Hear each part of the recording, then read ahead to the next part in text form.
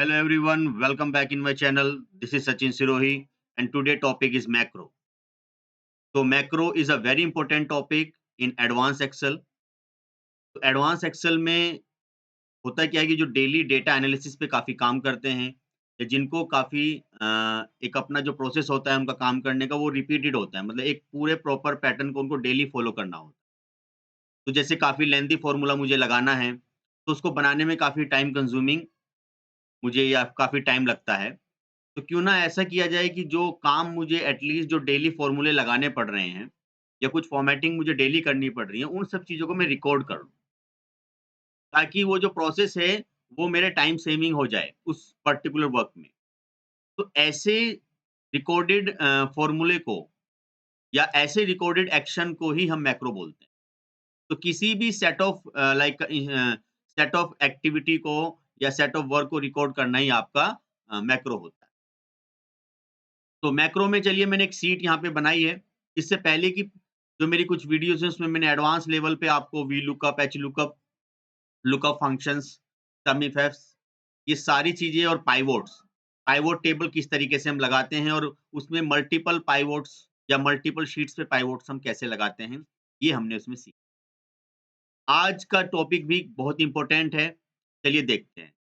Macros में सबसे पहले एक बात का आपको ध्यान रखना होता है, यहाँ पर एक आपको डेवलपर ऑप्शन मिलता है। अगर किसी के लैपटॉप में डेवलपर या डेस्कटॉप में ये डेवलपर ऑप्शन नहीं आ रहा है, तो उसको क्या करना है, फाइल पर जाना है और मोर ऑप्शंस पे क्लिक करना है। देन ऑप्शंस पे जाने के बाद उसको यहाँ पर अपना एडवांस पर आना है, सॉरी कस्टमाइज़ रिबन पर आना है और यहाँ पर डेवलपर टैब को टिक कर देना है। अगर किसी का अनटिक है, तो जैसे वो टिक करेगा, तो उसको यहाँ पे डेवलपर टैब उसका ओके हो जाएगा। तो मैक्रो का ऑप्शन आपको 2 जगह विज़िबल होता है। पहला तो आपको डेवलपर टैब में, प्लस दूसरा आपको व्यू में भी मैक्रो का ऑप्शन अवेलेबल होता है। फिलहाल मैं अभी आपको जो है, यहाँ से यूज़ ना करके डेवलपर टैब से यूज़ करना बता रहा हूँ। तो डेवलपर टैब पर सबसे पहले आपको क्या करना है कि मैक्रो में अब आप जो भी एक्शन को रिकॉर्ड करोगे, वो आपका रिकॉर्ड हो जाएगा। लेकिन मैं चाहता हूँ कि जो मेरा मैक्रो है, वो किसी भी पर्टिकुलर लोकेशन पे ईज़िली रन हो जाए। तो ऐसी सिचुएशन के लिए मैं पहले करूँगा उसमें यूज़ रिलेटिव रेफरेंस। ध्यान रहे इस पे बच्चों आपको क्लिक करना है यूज़ रिलेटिव रेफरेंसेस। देन आपको तब कोई मैक्रो डिकोड करना है। देन क्लिक कीजिए। जैसे आप इस पे क्लिक करोगे ठीक है, दैट मीन्स ये हुआ now you can run your macro in any location. उसके जस्ट बाद में आप क्या करोगे अब रिकॉर्ड मैक्रो। रिकॉर्ड मैक्रो जब आप करते हो तो मैक्रो का यहाँ पर आप नेम भी प्रोवाइड कर सकते हो। लाइक मैंने यहाँ पर नेम प्रोवाइड कर दिया है स्टूडेंट लाइक मार्क्स या फिर for example student details as per your requirement जो भी आप यहाँ पे करना चाहते हो या फॉर एग्जांपल माय मैक्रो।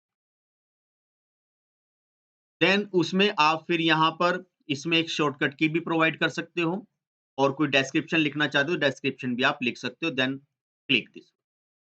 ध्यान रहे अब जब यहाँ पर जो आप काम करोगे वो अब आपका रिकॉर्डेड रहेगा और यहाँ पर भी आपको दिख रहा है stop recording that means now your macro is started.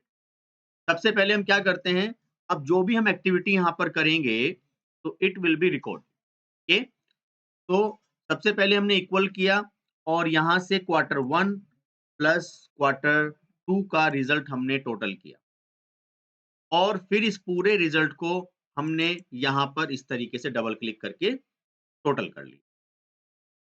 Now उसके जस्ट बाद में हम यहाँ पर अब परसेंटेज को फाइंड आउट करना चाहते हैं, तो हमने इक्वल का सिंबल लिया और ये जो हमारे मार्क्स आए हैं फॉर एग्जांपल इसको मैंने डिवाइड बाय 200 यहाँ से कर दिया।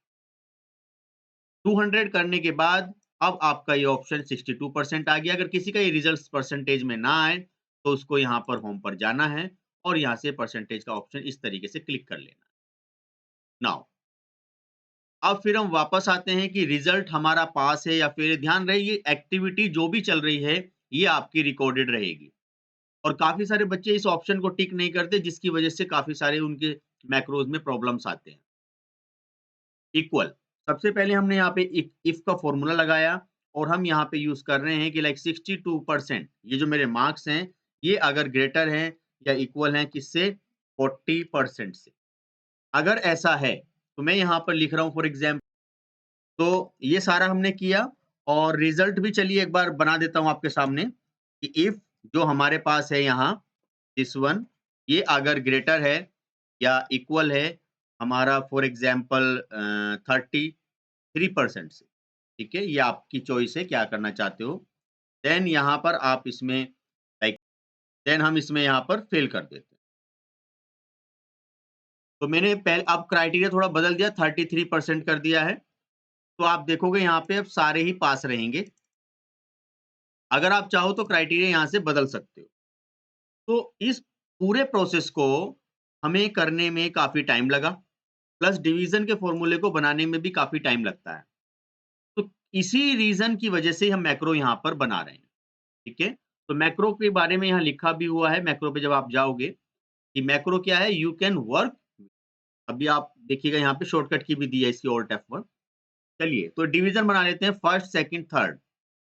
तो यहाँ हमने इफ आई और इफ के फ़ॉर्मूले पे चलिए हम काम करते हैं।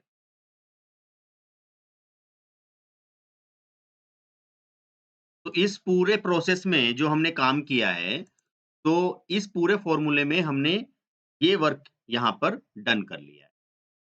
तो अब हम इसमें क्या करना है, डिवीज़न को फाइंड आउट करना है। तो डिवीज़न को फाइंड आउट करने के लिए हम यहाँ पर इफ पर आते हैं और एक फ़ॉर्मूला मेंशन कर लें। चलिए इसका भी थोड़ा-सा मैं साइज़ वगैरह बाद में क्रिएट कर लूँगा, इफ यदि। और ये जो मेरे परसेंटेज हैं, मैं इसमें डिवीज़न यहाँ से बना दूँ। देखिए कितना बड़ा ये फ़ॉर्मूला मेरे लिए है और काफ़ी टाइम कंज्यूमिंग प्रोसेस है, मुझे काफ़ी टाइम इस चीज़ पे लगता है। तो उस टाइम को मिनिमाइज़ करने के लिए ही मैं अपने जो डे टू डे एक्टिविटी का जो प्रोसेस होता है, उसको रिकॉर्ड करने जा रहा हूँ। तो यहाँ पे मैंने इक्वल कर दिया कि like greater than equal to. तो यहाँ डिवीज़न में सबसे अच्छा तरीका होता है एंड का, कि यहाँ पर जो भी हमारे ये जो मार्क्स हैं, ये अगर ग्रेटर हैं आपके या इक्वल हैं, तो किससे ग्रेटर इक्वल है? हमने कहा कि लाइक 60 कॉमा, और यही जो मार्क्स हैं आपके, ये जो लेस देन है या फिर इक्वल हैं, किससे? 100। अब ध्यान रहे ये मार्क्स यहाँ आपके जो हैं वो परसेंटेज में हैं, तो आपको ये जो वैल्यूज़ है ये भी परसेंटेज में ही लिखनी है और यहाँ पर भी आपको ये परसेंटेज में ही लिखनी है। ये एक प्रोसेस हुआ। इस एक प्रोसेस के बाद अब आप कॉमा लगाइए। फिर अगर ऐसा होता है, तो आपने यहाँ पर बोला कि सर फर्स्ट डिवीज़न हो।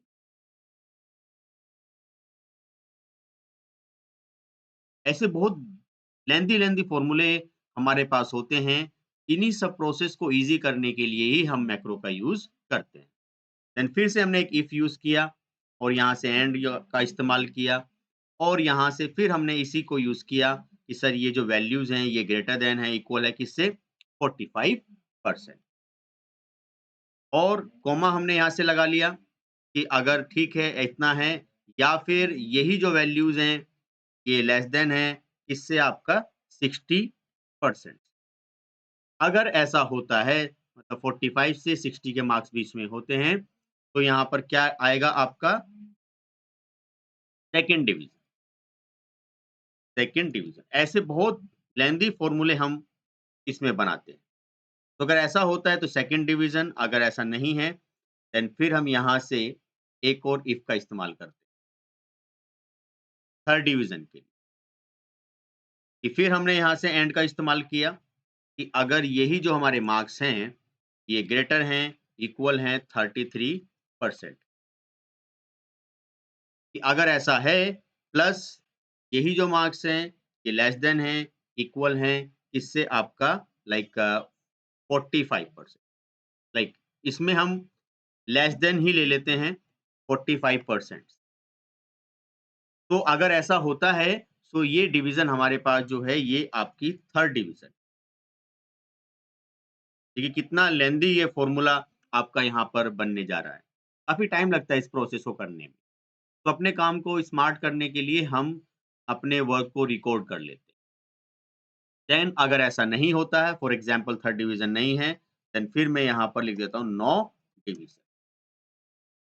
या फिर आप फेल भी लिख सकते हो। और first bracket close, second, then third.